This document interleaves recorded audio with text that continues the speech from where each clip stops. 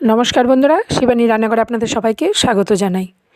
एखाने देखुन दु आटी भेतोर शाक आमि भालो करे बेছে निয়েছি। एबार भेतोर शाकटा भालो करे केटे नेब, केटे धुए निये चले आसबो। देखुन भेतोर शाकटा भालो करे केटे धुए निये चले एसेছি। तार आगे एक मशला करे निচ্ছি। आमि आजके दुटो रेसिपि शेयर करब। एखाने हलुद सर्षे कालो सर्षे दिएছি, 2 चामच पोस्तो दिए दिलाम। दिए आमि एबार शुकनो अवस्थाय एकटु घुरिয়ে नेब।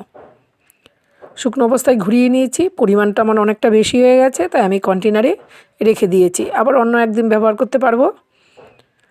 তাই এখানে 2 চামচ মিক্সি জারে 2 চামচ সর্ষে পোস্ত আছে। তার মধ্যে একটা ছোট পেঁয়াজ দিয়ে দিয়েছি, পরিমাণ মতো কাঁচা পাকা লঙ্কা দিয়ে দিয়েছি, বেশি না 2 কোয়া রসুন দিয়েছি। সামান্য একটু জল দিয়ে আমি মিহি পেস্ট করে নেব। দেখুন পেস্টও আমার হয়ে গেছে। এবার একটা কড়াই বসিয়ে দিয়েছি। এবার ভেতো শাকটা করে নেব। একটা শুকনো লঙ্কা দিয়ে দিলাম তেলের পরে, সামান্য একটু জিরে, একটা কেটে রাখা ছোট ছোট করে আলু, 3টে চেরা কাঁচা লঙ্কা, একটু লবণ আর হলুদ দিয়ে আলুটা লাল করে ভেজে নেব। আলুটা যখন খুব সুন্দর করে ভাজা হয়ে যাবে তখন ভেতো শাকটা দিয়ে দিতে হবে। শাকটা ভালো করে নেড়ে নিতে হবে। শাকের থেকে কিছুটা জল বেরোবে, সেই জলটা বেশ ভালোভাবে নেড়েচেড়ে শুকিয়ে নিতে হবে। খুব সুন্দর করে শাকটা একদম ভাজা ভাজা করে নিতে হবে। খেতে দুর্দান্ত হয় এইভাবে শাকটা। একদম নিরামিষভাবে শাকটা করলে দারুণ লাগে খেতে। দেখুন সম্পূর্ণ জল শুকিয়ে শাকটা পুরো ভাজা হয়ে গেছে। আমি একটা পাত্রে সার্ভ করে নিচ্ছি। হয়ে গেল আমার ভেতর শাকটা কমপ্লিট। এবার কড়াইটা বসিয়ে দিয়ে কিছুটা সর্ষের তেল দিয়ে দিলাম।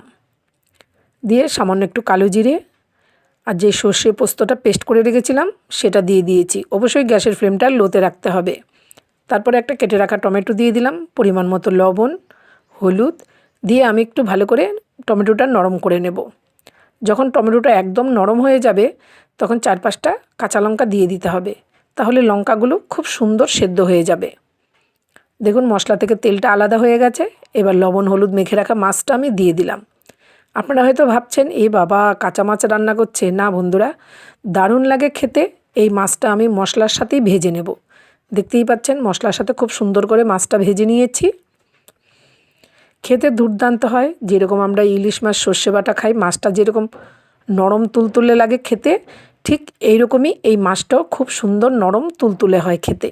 আর যদি ভেজে রান্না করতে পারেন আপনারা, কিন্তু ভাজা মাছটা খেলে কেমন একটু শক্ত ভাব হয়। আর এটা খুব সুন্দর নরম তুলতুলে হয়ে যায়, খেতে দুর্দান্ত লাগে। তাই আমি নামানোর আগে একটু কুচানো ধনেপাতা দিয়ে দিয়েছি আর দিয়ে দিলাম উপর দিয়ে একটু সর্ষের তেল। দারুণ লাগে খেতে। আর গ্রেভিটা আপনাদের পছন্দ মতো কম বেশি করে দেবেন। দেখুন আমি ঠিক এই রকম করে নামিয়ে নিচ্ছি।